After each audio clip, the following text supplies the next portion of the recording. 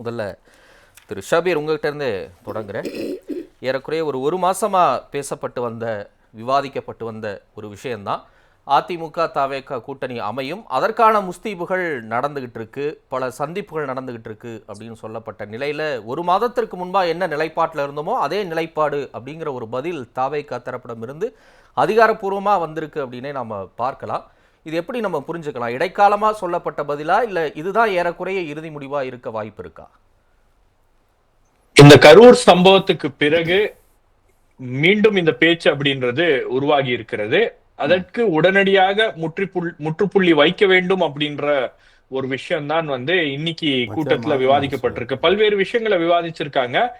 இந்த நிர்வாக குழுவே இப்போ இந்த இடதுசாரி கட்சிகள்ல எப்படி ஒரு மாநில குழு இருக்கு, எப்படி ஒரு பொலிட் பியூரோ இருக்கு, அது போன்ற ஒரு எம்பவர்ட் குரூப் ஆஃப் லீடர்ஸ் தான் விஜய் தேர்வு செய்திருக்கிறார். அவங்க எப்ப தேவையோ அப்ப அந்த கூட்டங்களை நடத்தி கொண்டு அதுக்கப்புறம் அதற்கான முடிவுகள், அன்றாட கட்சி நடவடிக்கைகள் குறித்து எல்லா விஷயங்களையும் விவாதித்து தலைமைக்கு சொல்லுவாங்க. தலைமை என்ன முடிவு எடுக்கிறதோ அதுதான் இறுதியானது அப்படின்ற ஒரு அடிப்படையில் தான் இந்த செட்டப் அப்படின்றது உருவாக்கப்பட்டிருக்கிறது. அப்போ இன்னைக்கு பேசப்பட்ட விஷயங்கள்ல தொடர்ச்சியாக நாம பாஜக கூட்டணி பக்கம் போயிருவோம், அதிமுக கூட்டணியுடன் போயிருவோம் அப்படின்ற மாதிரி அந்த ஒரு பேச்சு அப்படின்றது ரொம்ப வேகமாக பரவி இருக்கிறது. அதற்கு ஒரு முற்றுப்புள்ளி வைக்க வேண்டும் அப்படின்றதுதான். ஏன்னா தேர்தல் கூட்டணி அப்படின்ற விஷயங்கள்லாம் உங்களுக்கு ஒரு ஜனவரி மாதத்துல இருந்து கூட மீண்டும் அது இந்த இந்த பேச்சுக்கள்லாம் மறுபடியும் வரலாம். ஒரு 2 மாசத்துக்கு இவங்க என்ன பண்ண போறாங்க அப்படின்றத ஒரு முக்கியமான விஷயம் இருக்கு இல்லையா? ஏன்னா ஒரு கரூர் துயர சம்பவத்துக்கு பிறகு அதிலிருந்து இந்த கட்சி முழுமையாக மீண்டு வெளியே வர வேண்டும் அப்படின்றதுதான் அவங்களுடைய நோக்கமாக இருக்கிறது. அப்ப அந்த சமயத்துல நாம இந்த சம்பவம் நடந்ததுக்கு பிறகு அதிமுக ஆதரவு தெரிவித்திருக்கிறது, சிபிஐ ஒரு பக்கம் விசாரணை நடத்தி கொண்டிருக்கிறது. ஆகவே இதை வைத்து பாஜக கூட்டணியில இவங்களை கொண்டு போயிருவாங்க, அதிமுக பாஜக கூட்டணி அப்படின்ற விஷயம் தொடர்ச்சியாக நாம இதை பேசாம இருந்தோம்னா இந்த டாக் அப்படியே கண்டினியூ ஆயிட்டே இருக்கும். அதனால இதற்கு ஒரு முற்றுப்புள்ளி வைக்க வேண்டும் அப்படின்றதா அவங்களுடைய பிரதானமான நோக்கமாக இருக்கிறது. அது மட்டும் இல்லாம இதை நம்ம எப்படி புரிஞ்சுக்கலாம் திரு ஷபீர்? அந்த டாக்குக்கு முற்றுப்புள்ளி வைக்கணும் அப்படின்னு நினைக்கிறாங்களா, இல்ல உண்மையிலேயே அந்த முடிவுல தான் இருக்கிறாங்களா? அதை எப்படி எடுத்துக்கலாம்? இல்ல, உண்மையிலேயே அவங்க அந்த முடிவுல இருக்கிற மாதிரி தெரியல. ஏன்னா விஜயுடைய முதல் தேர்தல் இது. ஒரு கட்சி ஆரம்பிச்சு தனக்கு என்ன பலம் இருக்கிறது அப்படின்றத நிரூபிக்க வேண்டும். தான் தமிழ்நாட்டுல ஒரு அசைக்க முடியாத அரசியல் சக்தியாக வலுப்பெற்று இருக்கிறேன், எனக்கு மக்கள் ஆதரவு இருக்கு, எனக்கு இத்தனை பெர்சன்டேஜ் இருக்கு அப்படின்றத அந்த முதல் எலெக்ஷன்ல ப்ரூவ் பண்ணும் அப்படின்றதா. நீங்க அவங்க சொல்லக்கூடிய ஒரு விஷயம் தொடர்ச்சியாக பேசிட்டு இருக்காங்க இல்லையா, நாங்க ஒரு பிரின்சிபல் போர்ஸா தமிழக அரசியல் களத்துக்கு வரப்போறோம் அப்படின்னு. அப்ப அந்த இடத்துல அவங்களுக்கு ரொம்ப கிளியரா தெரியுது. உங்களுக்கு பல இடங்கள்ல அதிமுகவை காட்டிலும் தவேகாவுக்கு ஆதரவு கூடுகிறது அப்படின்றது பல சர்வேஸ் அவங்க இன்டர்னல் சர்வேஸ் அவங்க எடுத்திருக்காங்க. திமுக எடுத்திருக்கிறது, அதிமுக எடுத்திருக்கிறது. பட் அதிமுகவுடைய பலத்தை நீங்க குறைச்சி மதிப்பிட முடியாது. அதிமுகவை காட்டிலும் தவேகாவுக்கு பலம் அதிகமா இருக்குதுன்னா அது ஒரு ஒரு சில பகுதிகளில் மக்கள் மத்தியில ஒரு எதிர்பார்ப்பு உருவாகி இருக்கிறது. நீங்க ஒரு பிரதான எதிர்கட்சியாக இருக்கக்கூடிய அதிமுகவை மக்கள் மீண்டும் பழைய அதிமுக அம்மையார் ஜெயலலிதா இருக்கும் போது ஒரு தேர்தல் சமயத்துல எப்படி நம்புவாங்களோ அந்த மாதிரி ஒரு எதிர்பார்ப்பு மக்கள் மத்தியில உருவாக்கல. விஜய் அப்படின்ற ஒரு பிளேயர் புதுசா வந்திருக்காரு அப்படின்னும் போது ஒரு கூடுதல் எதிர்பார்ப்பு என்பது உருவாகி இருக்கிறது. அப்புறமா அது அப்படியே நீடிக்குதுன்னு நினைக்கிறீங்களா திரு ஷபீர்? ஏன்னா கரூர் விஷயத்துக்கு அப்புறம் அவர் வீட்டை விட்டு வெளியே வரல, கட்சிக்காரங்க சரியா பதில் சொல்லல, ரெஸ்பாண்ட் பண்ணல, ரொம்ப அமைதியாயிட்டாங்க, இப்படி ஒரு தலைவர் பார்த்தது இல்ல, நேர்ல கூப்பிட்டு ஆறுதல் சொல்றாரு அப்படின்னு ஏகப்பட்ட நெகட்டிவ் கமெண்ட்ஸ் அந்த கட்சி மேல, அந்த கட்சி தலைவர் மேல, அந்த கட்சி செயல்பாடுகள் மேல வைக்கப்பட்டதற்கு பிறகும் இப்படி ஒரு ஆதரவு இருக்கு அப்படின்னு நீங்க நினைக்கிறீங்களா?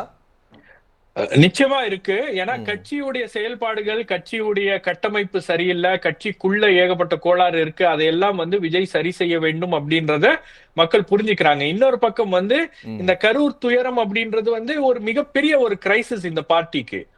சோ இதுல இருந்து எப்படி இவர் சமாளிச்சு வெளியே வர போறாரு அப்படின்ற ஒரு எதிர்பார்ப்பும் மக்கள் மத்தியில இருக்கு. நீங்க மக்கள்கிட்ட போய் பேசும்போது நீங்க 10 பேர்கிட்ட பேசுனீங்கன்னா அதுல 7 பேர் 8 பேர் அவருக்கு போதிய பாதுகாப்பு வழங்கி இருந்தா அவர் கரூருக்கு போயே பார்த்திருப்பாரு அப்படின்ற மாதிரிதான் மக்கள் பேசுறாங்க. இதுதான் யதார்த்தமான ஒரு பேச்சா இருக்கு. மக்கள் அதை அப்படிதான் புரிஞ்சுக்கிறாங்க. இந்த கரூர் சம்பவத்திலேயே மக்களுடைய கருத்து என்னவாக இருக்கிறதுனா, கரூர்ல ஏதோ ஒன்று நடந்திருக்கு சார், அது என்னன்னு தெரியல, சிபிஐ தான் விசாரிச்சு சொல்லணும் அப்படின்ற மாதிரி கருத்துக்கள் தான் வந்து மக்கள்கிட்ட பெருவாரியான மக்கள்கிட்ட இருக்கு. நீங்க சமூக வலைதளங்கள்லயோ அல்லது ஊடக விவாதங்கள்லயோ மக்கள் வந்து வேறு விதமான கருத்துக்களை சொல்றாங்க. ஆனா நாம இதெல்லாம் புறந்தள்ளி விட்டு பேச முடியாது. யதார்த்தமான சூழல் அப்படிதான் இருக்கு, அப்படிதான் மக்கள் பேசுறாங்க. மக்களுக்கு ஒரு சிறு சந்தேகம் அப்படின்றது இருக்கிறது. அப்ப இந்த கேள்விகளோட தான் வந்து இந்த விஷயத்த அவங்க அணுகுறாங்க, இந்த விஷயத்த அவங்க பாக்குறாங்க.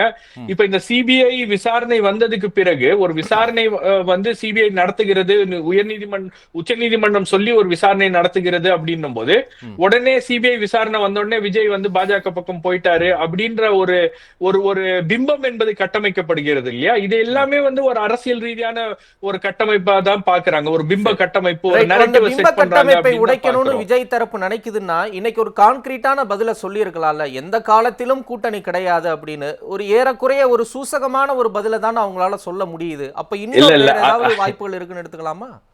அதாவது நீங்க அரசியல்ல வந்து கமா தான் வைப்பாங்க, ஃபுல் ஸ்டாப் வைக்க மாட்டாங்க. அது எந்த கட்சி ஆகிறதாலும் வந்து கமா வச்சு தான் பேசுவாங்க. நான் புரிஞ்சுக்கிறேன். ஆனா இப்ப திமுகவோடு ஒண்ணு இல்ல, ஒரே ஒரு சின்ன குறுக்கீடு. திமுகவோடு பாஜகவோடு எந்த காலத்திலும் எப்போதும் கூட்டணி இல்லை என்பதை விஜயே அவருடைய வார்த்தைகள்ல தெள்ளத் தெளிவா சொல்ல முடியும் போது அதிமுக மட்டும் அந்த இடத்துல விட்டுறாங்க. இந்த கரூர் சம்பவத்துக்கு பிறகு அது இன்னும் அந்த சந்தேகத்தை அது அதிகப்படுத்துது இல்ல, அதுக்கே ஒரு முற்றுப்புள்ளி வைக்க முடியாம தவிக்கிறாங்க. அதாவது நீங்க கரூர் சம்பவத்துக்கு முன்பே விஜய் கட்சி ஆரம்பிச்ச உடனே கூட உங்களுக்கு இந்த பேச்சுவார்த்தை அப்படின்றது வந்துச்சு. ஏதோ ஒரு இடத்துல அதிமுக தலைவர்களும் தாவேகா தலைவர்களும் ஏதோ ஒரு ஒரு சீட் ஷேரிங் அப்படின்ற மாதிரி ஒரு விஷயத்த ஒரு கூட்டணி வைக்க முடியுமா அப்படின்ற ஒரு காமன் கிரவுண்ட்ல அவங்க வந்து இந்த பேச்சுவார்த்தைகள் நடத்தியதாக நமக்கு வந்து தகவல்கள் இருக்கிறது. கிட்டத்தட்ட உங்களுக்கு பாத்தீங்கன்னா எல்லா கூட்டங்கள்லயும் அதிமுகவை வந்து விஜய் ஒரு கட்டம் வரைக்கும் விமர்சிக்கவே இல்லை. ஒரு சாஃப்ட் கார்னர் அதிமுகக்கு இருந்து கொண்டே இருக்கிறது அவர்கிட்ட. அதுக்கப்புறம் வந்து என்னைக்கு அவர் வந்து நான் தான் முதலமைச்சர் அப்படின்னு சொல்லிட்டாரோ, மக்கள் விரும்பும் முதலமைச்சர் வேட்பாளர் அப்படின்னு தாவேகா பிரச்சாரம் பண்ண ஆரம்பிச்சாங்களோ, அப்பவே அதிமுகவுக்கான கதவுகள் அடைக்கப்பட்டிருக்கிறது அப்படின்றதுதான் வந்து இஷ்யூ. அதுதான் அதோடைய செய்தி. ஆனால் எதிர்பாராத விதமாக இந்த கரூர் சம்பவம் நடந்ததுக்கு பிறகு இப்ப அதிமுக வந்து ஒரு உரிய நேரத்துல தாவேகா வந்து ரொம்ப ஒரு துயரமான ஒரு சம்பவத்தை அவங்க வந்து கையாண்டுட்டு இருக்கும் போது அதிமுக தரப்புல இருந்து அவங்களுக்கு ஆதரவு வந்திருப்பது, முதல் குரலாக ஆதரவு கொடுத்திருப்பது, அரசாங்கத்தை வந்து கேள்விகள் எழுப்பியது, இந்த மாதிரி விஷயங்கள்லாம் வந்து ஒரு என்ன சொல்றது, ஒரு சாஃப்ட் கார்னர் வேணா உருவாக்கி இருக்கலாமே தவிர, பட் அரசியல் ரீதியா இதை வைத்துக்கொண்டு அவர் ஒரு கூட்டணிக்கு போவார், அதுவும் முதல் தேர்தலை சந்திக்கும் போதே அவர் ஒரு கூட்டணியில போய் விஜய் உட்கார்ந்துட்டாருன்னா நீங்க அத்தோட விஜயுடைய கட்சி மீது வரக்கூடிய விமர்சனங்கள் இப்ப வருகின்ற விமர்சனங்களை விட பன்மடங்கு அதிகமான விமர்சனங்கள். எடப்பாடி பிரச்சார கூட்டத்துல தாவேகா கொடிய காட்டி ஆரவாரமா பண்ணது அந்த விஷயத்தெல்லாம் எப்படி நம்ம இல்ல, அதுலதான் ஒரு பிரச்சனை என்னன்னா, உங்களுக்கு தொடர்ச்சியாக அதிமுக தரப்புல இருந்து ரொம்ப டெஸ்பரேட்டா இருக்காங்க. அதிமுக தரப்புல இருந்து நீங்க வந்து ஒரு பிரம்மாண்ட கட்சி நம்ம கூட்டணிக்கு வரப்போகிறது, ஒரு பிரம்மாண்ட கட்சி வந்தாதான் நம்ம கூட்டணியே வலுப்பெறும் அப்படின்ற மாதிரி ஒரு பேச்சு, அப்படின்ற மாதிரி ஒரு பிம்பத்தை அவங்க கட்டமைக்க ஆரம்பிச்ச உடனே நீங்க அண்மையில கூட இவர் பேசினாரு, ஆர்பி உதயகுமார் பேசினாரு. ஆர்பி உதயகுமார் பேசுறது அவருடைய தனிப்பட்ட கருத்து அப்படின்றாங்க. பட் ஆர்பி உதயகுமார் வந்து செகண்ட் இன் கமாண்ட் இல்லையா, இபிஎஸ்க்கு அடுத்து அவர் தானே அசம்பிளில வந்து 2ஆம் கட்ட தலைவராக இருக்கிறார். அப்ப அவர் சொன்னது தனிப்பட்ட கருத்து அப்படின்றாங்க. உண்மையிலேயே அவர் சொன்ன ஒரு வார்த்தை ரொம்ப முக்கியமான வார்த்தை நீங்க கவனிக்கணும். தொண்டர்களுடைய விருப்பமும் அதுவாக தான் இருக்கிறது, தாவேகாவும் அதிமுகவும் கூட்டணி சேர வேண்டும், மக்களுடைய விருப்பமும் அதுவாக தான் இருக்கிறது அப்படின்னு அந்த மாதிரி ஒரு விஷயத்தை அவங்க தொடர்ந்து கிரியேட் பண்றது அதிமுகவுக்கே நல்லதில்லை அப்படின்றது இப்ப புரியுது. ஏன்னா இன்னைக்கு நடந்திருக்கக்கூடிய சில கூட்டங்கள்ல சில கட்சிகள்ல உள்ள பேசியிருக்காங்க. அதுல அதிமுக தலைவர்களும் வந்து அந்த முடிவுக்கு வந்துட்டாங்க, தாவேகா வரமாட்டாங்க போல அப்படின்னு முடிவுக்கு வந்துட்டாங்க. பாஜகவும் கிட்டத்தட்ட அந்த முடிவுக்கு வந்துட்டாங்க. சோ விஜய் தன்னுடைய பாதை என்னவோ அதை நோக்கி அவர் போயிட்டு இருக்காரு. முதல் எலெக்ஷன் அவர் தனியா தான் சந்திக்கிறது அப்படின்ற மாதிரிதான் நான் பாக்குறேன்.